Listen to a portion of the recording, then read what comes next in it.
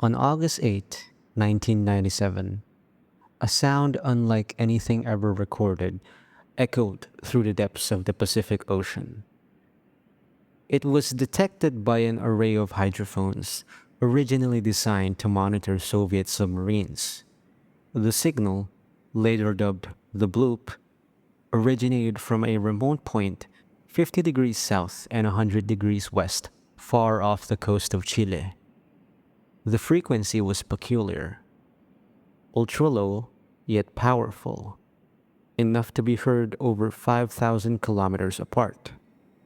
It bore some resemblance to biological noises produced by marine life, but no known creature on Earth was large enough to generate such a powerful sound.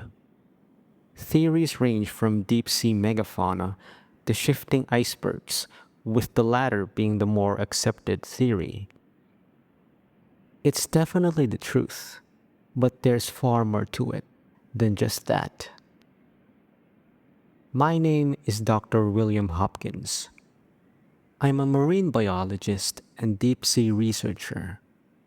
In 2005, I was contacted by a colleague from the Scripps Institution of Oceanography, saying that an ongoing expedition to Antarctica needed a bioacoustic specialist to analyze real-time data. A series of unexplained acoustic anomalies had been detected beneath the Ross Ice Shelf, a deep, resonant sound cycling at irregular intervals. It wasn't tectonic activity, and it didn't match the calls of any known marine species. It's safe to say my interest was piqued at this point. I agreed to take on the job, and my itinerary was promptly arranged. I initially thought I was going to McMurdo Station, but my destination was a site 750 miles southeast of it. It was a base that wasn't on the records, and I was made to sign an NDA. When I arrived at the base, I was directed to the research building. There I met with Dr. Elias Voss, the head researcher for this entire project. We exchanged greetings, and I was given a tour of the facilities on site. Everything was state-of-the-art. Whoever was funding this project went all out. I tried to ask, but apparently even Dr. Elias didn't know. The sponsor for this expedition chose to remain anonymous, but it was clear that whoever it was, they clearly held an appreciation for the scientific method. Along the way, I encountered Dr. Celeste Monroe, an archaeologist. Our exchange was brief, and it was not long after when I was brought to the room that I will be staying in. Dr. Elias asked to make sure that I didn't need anything else and promptly left. A thought that occurred to me earlier still lingered as I was left alone to settle in. Dr. Celeste. She was an archaeologist with a specialty in ancient civilizations. The details I was told regarding this expedition was only ever relevant to my field, so I wasn't expecting someone of her profession to be part of this expedition as well. The days that followed after my arrival, I had been briefed on the additional details that weren't included in the documents that were sent to me initially. Currently on this expedition, it seems they've found evidence of an ancient civilization, far older than what our history books might suggest. The other day, I was able to have a proper conversation with Dr. Celeste. She's been trying to piece together what little information she has regarding this mystery civilization. From her findings, the symbols they discovered were found in Mayan codices, Sumerian tablets, and pre-Incan stones. At first she thought it was simply a coincidence, but the same symbols kept appearing across cultures that had no contact with each other. They were called the Veltir, and as far as Dr. Celeste knows, they were either a super advanced form of early human civilization or an extraterrestrial species, either of which would shake the very core of our established notions of history. The one common thing that they had across all their depictions is that they were revered as a godlike species, able to move heaven and earth to their will. You can truly call this discovery the discovery of the century, if we even had the luxury to last another 100 years, that is. I, on the other hand, spent my days analyzing ice core samples that had been dug up in the deepest parts of the excavation site. The samples contained within them organic material, bacteria that react to sound. It was random at first, but I was able to eventually find a pattern to them. Couldn't say for sure yet back then, but the bacteria was, in a way, a letter from the past. About 2 weeks into my arrival at the site, we scheduled to go into the excavation site and study the artifacts up close. The team consisted of me, Dr. Elias, Dr. Celeste, two assistants, and three security personnel to be our guard. When we descended into the excavation site, I was met with a truly astonishing scene. A hall of black stone, with ancient symbols, and at the end was a frozen pool with a monolith at the center. The symbols carved into the monolith was visibly more elaborate. On top of that, they were glowing. I inquired as to whether there were any forms of bioluminescent fungi or bacteria on those symbols. There weren't. The symbols, for an unknown reason, just glowed. I was to take some more samples from the frozen pool surrounding the monolith. But prior to that, I took the time to examine my surroundings. Upon closer inspection, the black stone that this hall was made out of, it was smooth and it wasn't all too cold to the touch. Despite how deep we were, the temperature here is still well within freezing. I looked around for a bit more, since I had only ever seen these in photos up until now. But the symbols inscribed on these surfaces, they're perfect. I couldn't really describe it in any other way. After acting like a child who had just entered a toy store for a few minutes, I proceeded to setting up my equipment and obtain more core samples from the ice. It was a little difficult to do precise movements to complete the connections with this bulky suit, but since we're basically in a closed room that's been locked away from the outside for God knows how long, there was no other way around it. Thankfully, one of the assistants went over to help, and in just under half an hour, the core drilling process had begun. Elias and Celeste were examining the monolith while two of the guards stood watch. The other one was patrolling the hall. I took out the small speaker that I had and played back some of the sounds that I found the bacteria reacted to.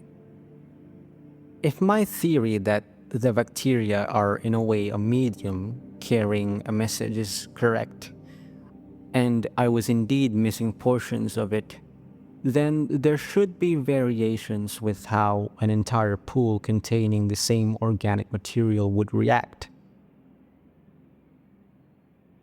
Sure enough, the frequencies detected in the pool varied, and we took core samples from regions of the pool that didn't react as much to the sounds that were being played back.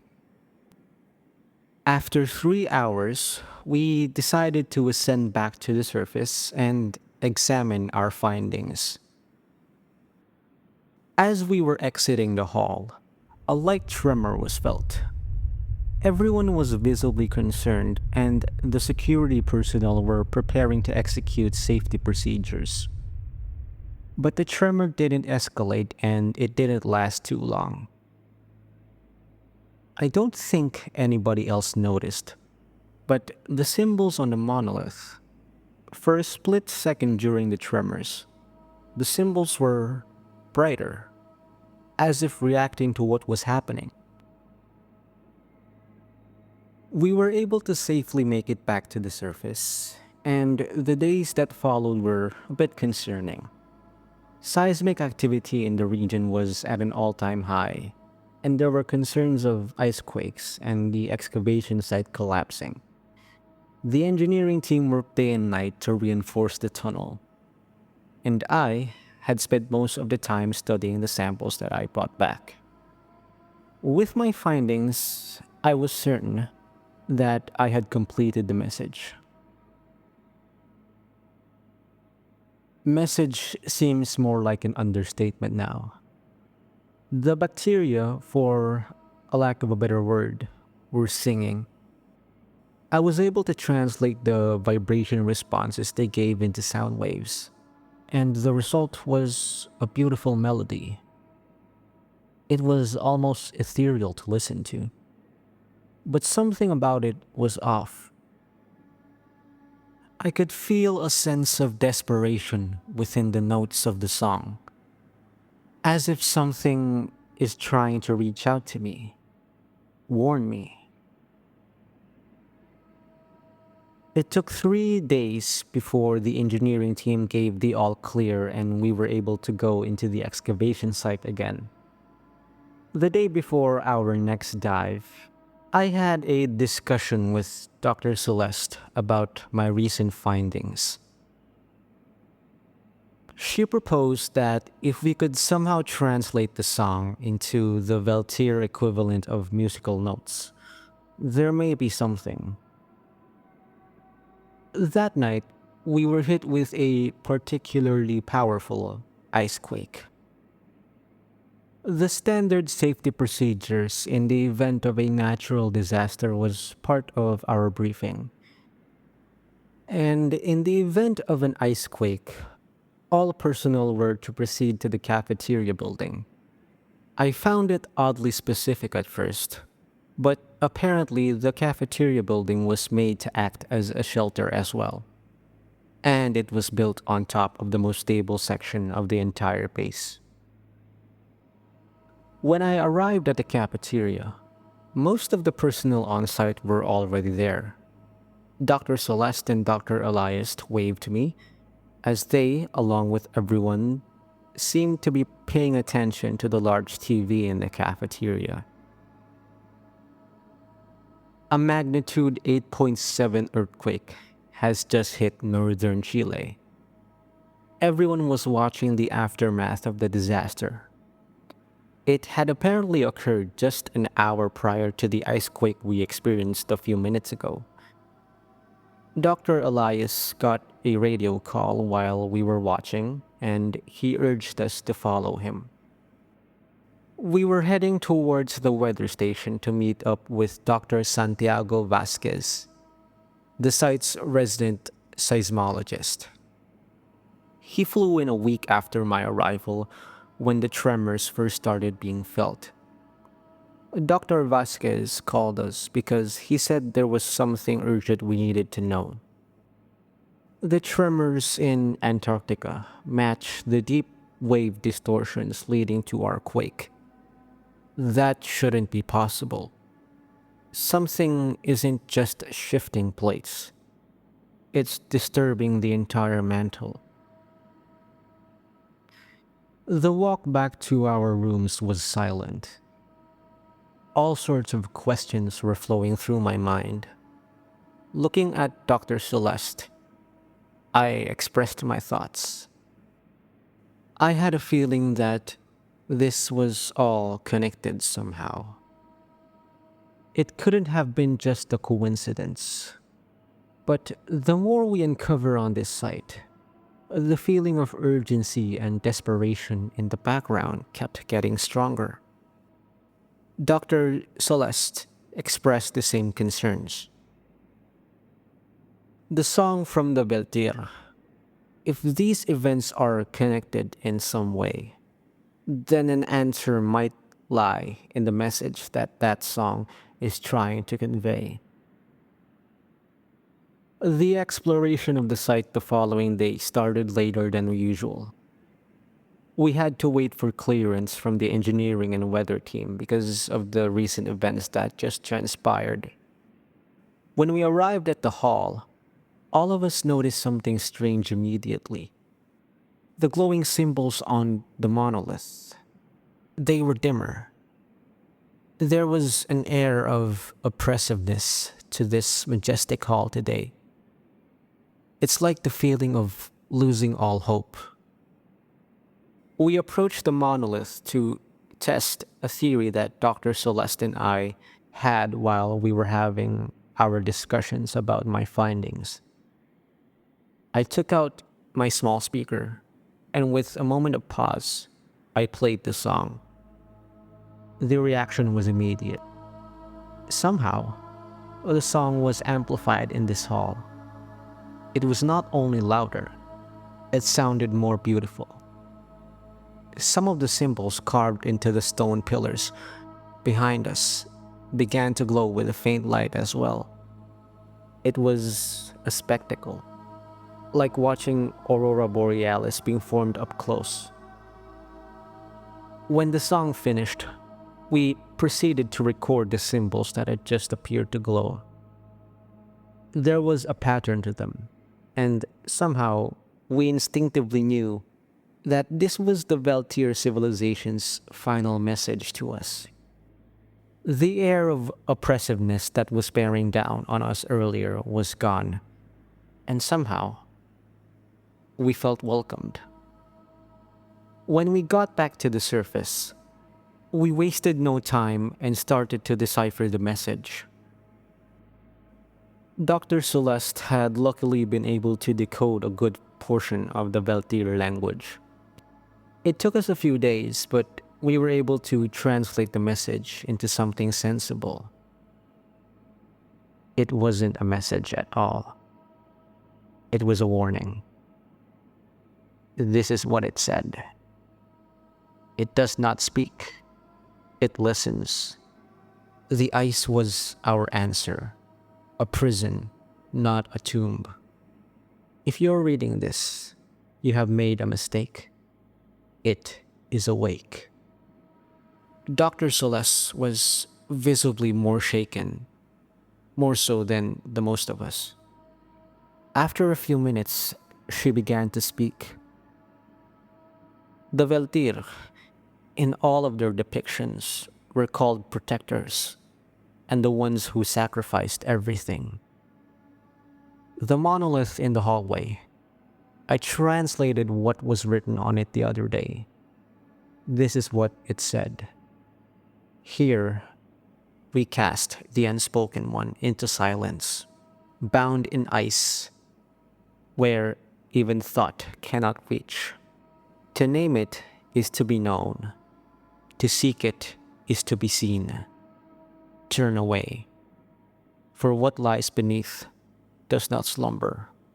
It waits. We were not the first. We will not be the last. May this seal hold when we no longer can. Dr. Celeste looked at me, and I knew it was my turn to speak. When I played back the Veltir song that I discovered from the bacteria on our last visit to the site, I added another clip at the end. Most of you may know it as the Bloop. When it played, a few more runes started to glow at the base of the monolith. They gave a name. Shitalos, the unspoken one. Just as the name rung, another icequake occurred. This was the strongest by far, enough to keep us from standing up.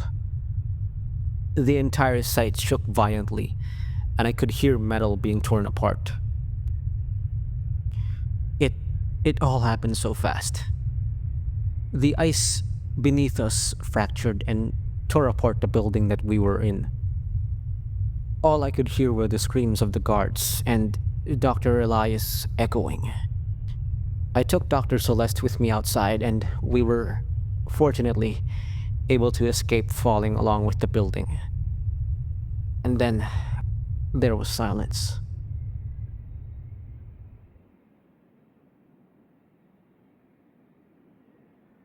We met up with the few survivors on the site, Dr. Velasquez being one of them.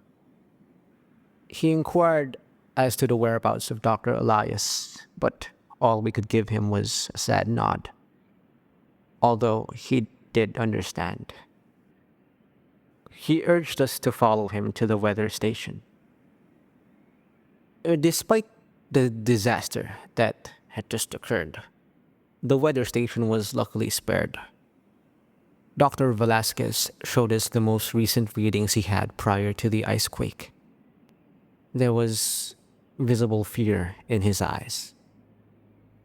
He was one of the people listening over the comms when we were discussing our findings earlier. Velasquez detected anomalous waves traveling from Antarctica towards South America, as if something big, deep beneath the earth, was forcing its way upward